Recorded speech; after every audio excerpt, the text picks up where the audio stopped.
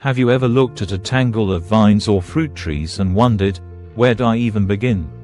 Today, we dive into the beautiful chaos of pruning grapes and fruit trees, turning wild growth into structured abundance. If you've ever struggled with overgrown plants, felt unsure where to cut, or delayed pruning because it just felt too intimidating, this episode is for you. Get ready for satisfying transformations, essential techniques, and the magic that happens when a little structure meets nature's wild energy. It's an absolutely glorious day in the garden, low 50s, no breeze, and the sun shining down like a gentle hug from spring.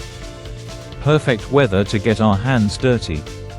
We're kicking things off with a major grapevine makeover. Our 4 grape plants, 2 Suffolk Reds and 2 White Niagaras, are out of control again this year. It's honestly astonishing how fast they grow. The White Niagaras, our juice grapes, have that rich Concord flavor and turn into the prettiest pink juice you've ever seen. The kids love making gummies with them, just juice, no added sugar, pure deliciousness. The Suffolk Reds, on the other hand, are sweet red table grapes, and they're a family favorite too. But despite their amazing yield, these vines are a mess. I'll be honest, I skipped a year of pruning, and it shows. Instead of the classic single trunk rising to a neat training wire, I've got twisting, low-splitting trunks and branches heading in every direction. Still, nature is forgiving.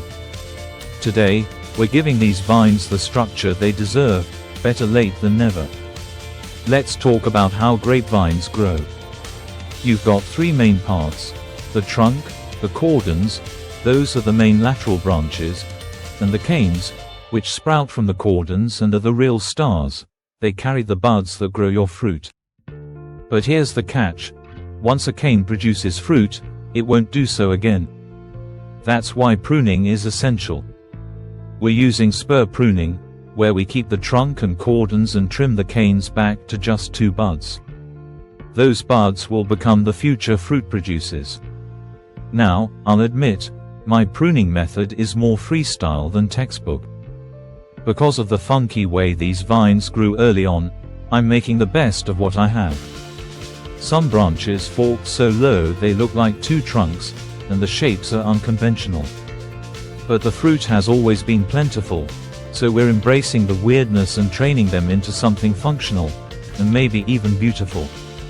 As I begin pruning, I'm removing any growth that's crawling along the ground or sticking out too far.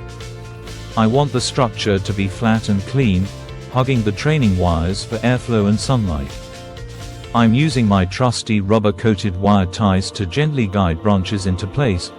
It's soft on the vines but strong enough to hold. I've used this stuff for years, and it's perfect for training unruly growth. Now that we've tackled the first vine, let's take a step back.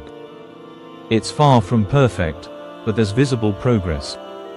Right now, it's shaped like a fan, with 4 main cordons. I've made room to eventually shift one of them closer to the center and build lateral canes from there. It might not be textbook, but it's going to fill in beautifully. Sometimes, grapevines aren't about perfection, they're about practicality and promise. You'll notice that every cane I left was trimmed just above the second bud. This is crucial. Pruning this way ensures strong, healthy shoots that will bear fruit without overburdening the plant. The key is to be bold, don't be afraid to prune hard. It might feel like you're cutting too much, but grapes are vigorous growers. In fact, my parents always told me to prune back about 75% of the plant. It should feel a little scary. And they were right. When you do it right, the plant rewards you. Let's not forget why we're doing this: to create healthy airflow, prevent disease, and ensure our fruit has space and sunlight to thrive. The growth we're removing now would have turned into dense, leafy clutter, beautiful maybe, but not productive. This is how we set the stage for a strong growing season. As I look around the garden, it's energizing. The snow from just yesterday has mostly melted, leaving behind a damp but manageable ground. There's a real sense of renewal in the air. After pruning raspberries yesterday, and now tackling grapes today, I feel like the garden is waking up from its long winter nap. And so am I now that all the grapevines are pruned and reshaped. It's time to head over to the fruit orchard. The trees are next on the list. They need a good trim and a proper spray to protect against pests and disease. With the weather this perfect, there's no better time to do it. But before we move on, let's admire the transformation. These grapevines may have some quirky shapes, but they're full of potential. One vine even allowed me to train a new branch up to 2 different training wires. That's going to make a huge difference in our yield this year.